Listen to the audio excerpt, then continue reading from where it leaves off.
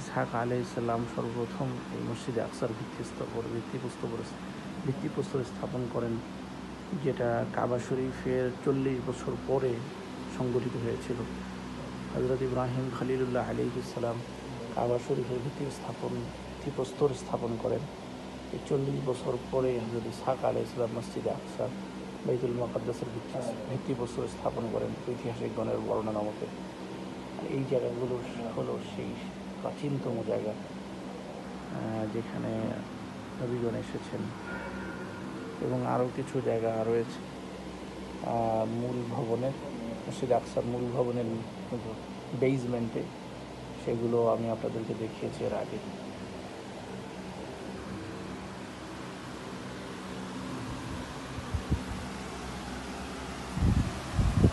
এখানে লেখা আছে লা ইলাহা ইল্লাল্লাহ মুহাম্মাদুর রাসূলুল্লাহ।